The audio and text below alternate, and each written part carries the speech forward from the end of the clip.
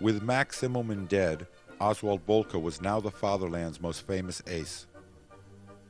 Fearing the effect the loss of another hero would have on the morale of the frontline flyers, an order was authorized by the Kaiser himself, temporarily removing Boelcke from flight status. The air service, the Flieger Troop, was about to undergo a major overhaul. Until the summer of 1916, all German air units had been under the control of the Director of Railways and Transport, with all their operations dictated by various Army Corps commanders. Now, a new independent air force was to be formed under the command of General Ernst von Hoppner.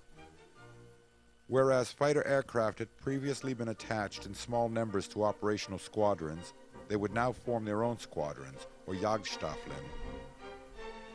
If Immelman had epitomized the heroic fighter pilot, Boelcke was his profession's great theoretician. His well-reasoned views on air tactics appealed to the Air Chief of Staff, and his experience was drafted to help form the new fighter service. While the investigation into Immelman's death was being conducted, Boelcke was sent on an inspection tour of the German air units serving on the Eastern Front. While conducting this tour, Boelcke would be given a free hand to recruit pilots for a fighter squadron he would form upon his return to France.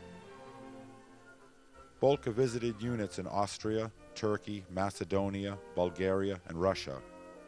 During the lengthy tour, he took the opportunity to commit his ideas to paper, and his work, Air Fighting Tactics, was submitted to the High Command. It was to become the Bible to the German fighter pilots.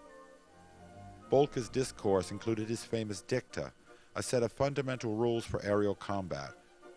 These rules included such instructions as to always fight with the advantage of height, and whenever, if possible, with the sun to the attacker's back. In Russia, Boelcke was reintroduced to Manfred von Richthofen, who'd made the crossover from observer to pilot the previous January. By March, Manfred had been assigned to Kampfgeschwader II, a squadron that flew Albatros two-seaters over the battle raging at Verdun. A chance meeting with Oswald Boelcke in a railway dining car had left a favorable impression on the great ace, and later when Boelcke visited von Richthofen's squadron, now serving in Russia, he remembered the young man. Before he departed, Boelcke told von Richthofen about the Jasta he was forming and suggested that Manfred submit his request for reassignment to a fighter school.